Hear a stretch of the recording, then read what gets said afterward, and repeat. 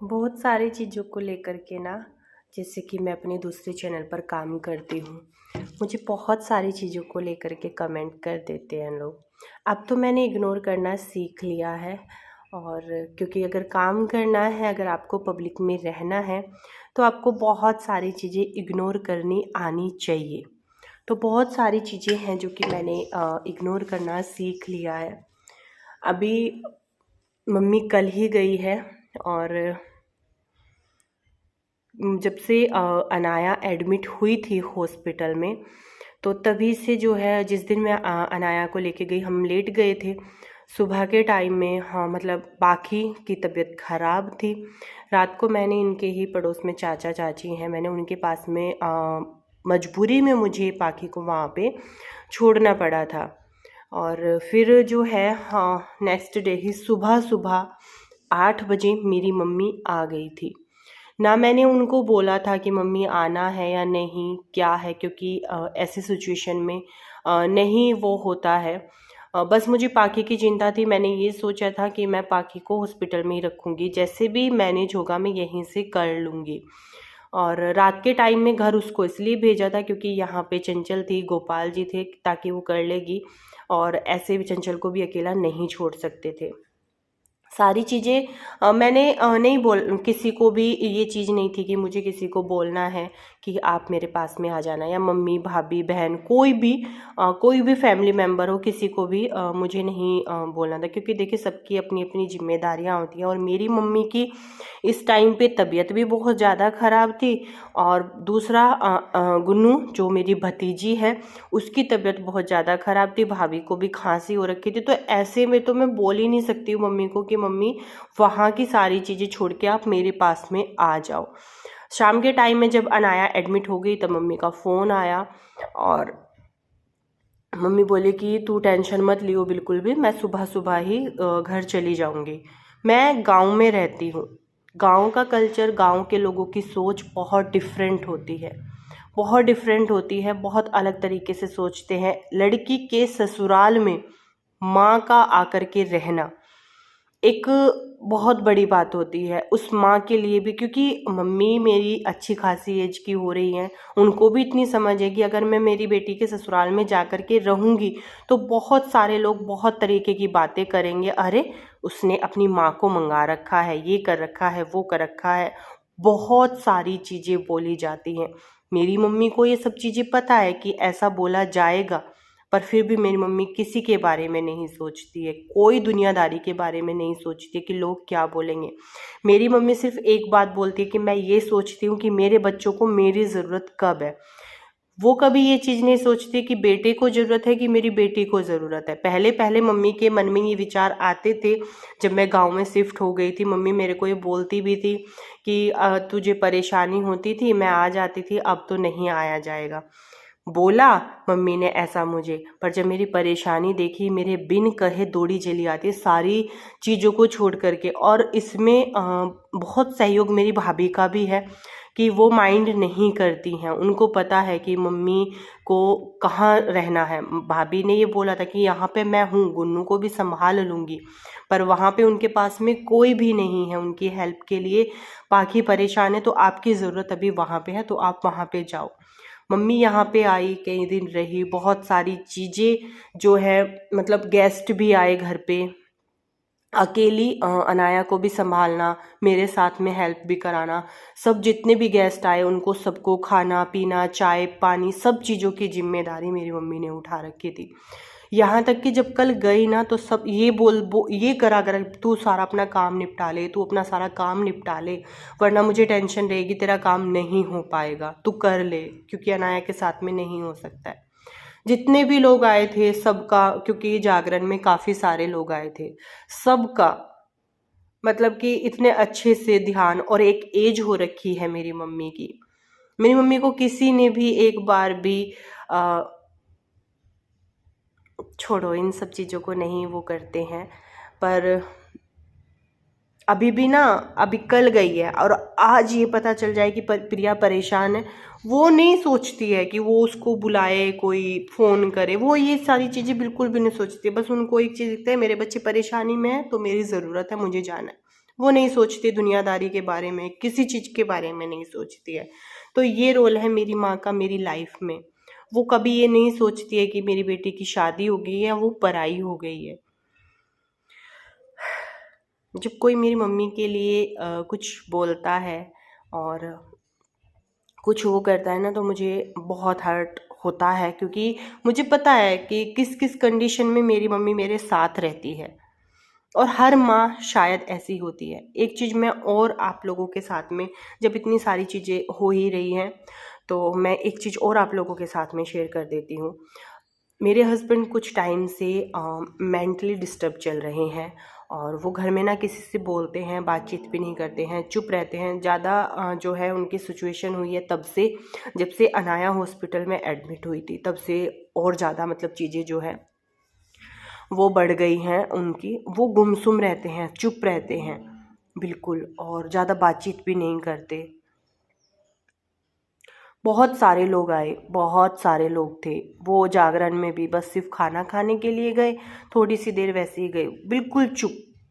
आप लोग मतलब जो लोग पर्सनली मेरे हस्बैंड को जानते हैं, वो चुप रहने वालों में से तो है नहीं, और एडवोकेट हैं तो चुप तो रह ही नहीं सकते। अब वो बिल्कुल चुप रहते हैं, किसी से नहीं बोलते, और बस एक चीज़ बोलते कि पता नहीं क्या होता है, मुझे ऐसा लगता है कि मेरे ना सर में कुछ चल रहा है।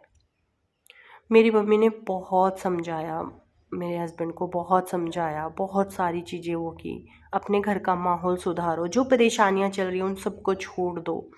बहुत अच्छे से उनको बैठा के समझाया, बहुत सारी चीज़ें मुझे समझाई कि कैसे अपने परिवार को खुश रखना है। सारी चीज़ें छोड़ दो, तुमने देख लिया है, तुमने हर एक मोमेंट पे देख लिया है कि क्या है क्या नहीं है, क्यों दुनियादारी की टेंशन करते हो।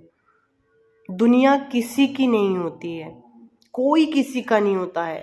तुम हो, तुम्हारे दो बच्चे हैं, सिर्फ ये सोचो, फालतू किसी के चीज़ के बारे में भी मत सोचो, कोई टेंशन नहीं लो बिल्कुल भी। मैंने अभी ना इसके लिए थोड़ा सा एक वीडियो रिकॉर्ड किया था, पर फिर मेरे ना मन में आया मुझे आप लोगों से बात करनी है। और पता है फिर ये क्या बोल रहे कि प्रिया मुझे ना बहुत ज़रूरत थी, कोई मुझसे बैठे, कोई मेरे दुख को मुझसे पूछे, कोई मेरी परेशानी को मुझसे पूछे कि क्या हो रहा है तुझे, तू क्यों परेशान है। मतलब उस चीज़ के लिए ना वो तरसते हैं कि कोई उनसे ये पूछे कि क्या हुआ तो इतना। इनका ना घर का नाम टोनू है, सब इनको टोनू ही बोलते हैं।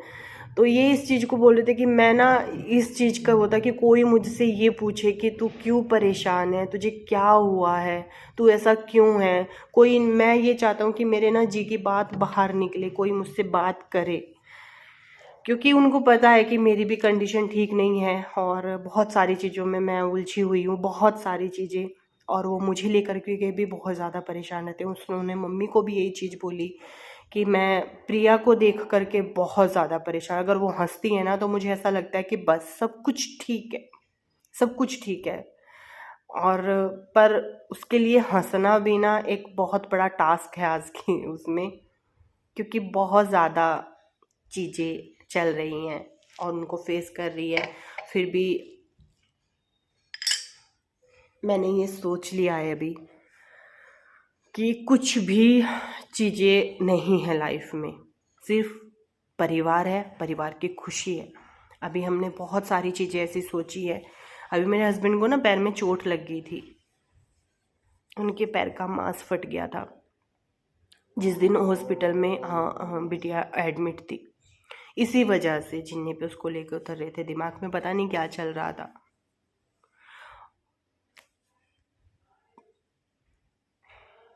वो ठीक भी हो गया, मतलब रिकवर हो रहा है पैर, सारी चीज़ें हो गई। कह रहे कि अगर मुझे कुछ भी हो जाए, मुझसे तो कोई यही वो करने वाला नहीं है कि तू ठीक तो है ना। बहुत ना, जब मैं इस तरीके से बातें करती हूँ, बहुत सारी चीज़ें निकल के आनी स्टार्ट हो जाती है। पर हमें एक चीज़ करनी है अभी कि हमें ना सारी चीज़ें छोड़नी है। मुझे खासकर, मुझे सिर्फ मेरे परिवार पर ध्यान देना है। मुझे मेरे हस्बैंड को पहले जैसा करना है, जैसे वो पहले हंसते मुस्कुराते घर में खिलखिलाते रहते थे, बिल्कुल वैसा।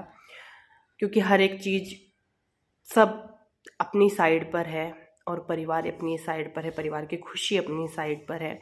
और जैसी सिचुएशन उनके साथ अभी हो रही है, अगर ऐसी ही बनी रही तो चीज़ें और ज़्यादा ख़राब हो जाएंगी। इसीलिए हमने थोड़ा बहुत, अभी तो अनाया की तबीयत ठीक नहीं है, हमें कई मंदिर में भी जाना है, प्रसाद वरसाद चढ़ा के आएंगे, थोड़ा सा दिमाग को ठीक करेंगे। और सुबह की पूजा भी जो है वो भी करके कोर्ट जाते हैं। मैंने कहा ऐसी सी चीज़ों पर ध्यान लगाओ थोड़ा सा, है ना, कि पूजा पाठ करो, थोड़ा मन को शांत करो, अच्छी अच्छी चीज़ें मन में सोचो, किसी चीज़ का प्रेशर दिमाग पे नहीं लो, घर की टेंशन बिल्कुल भी मत लो। जिस टाइम कोर्ट जाना है उस टाइम जाओ, उससे पहले जाओ, जल्दबाजी में नहीं जाओ। बाइक नहीं लेकर के जा रहे हैं, बाइक अब घर पे खड़ी है, क्योंकि अभी अभी में 1 महीने में कम से कम 4 से 5 बार ये बाइक से गिर चुके हैं। मैंने बोल दिया है, अगर तुम्हें घर से 9 बजे निकलना है तो 8 बजे निकल जाओ। घर का कोई ऐसा काम नहीं है जो तुम्हें करके जाना है। आराम से घर आओ, आराम से घर से निकलो। ये टेंशन फ्री होके घर से जाओ और टेंशन फ्री होके घर पे आओ। ये मत सोचो कि मुझे लेट हो रहा है, भागना है, ये बहुत रहता है इनको।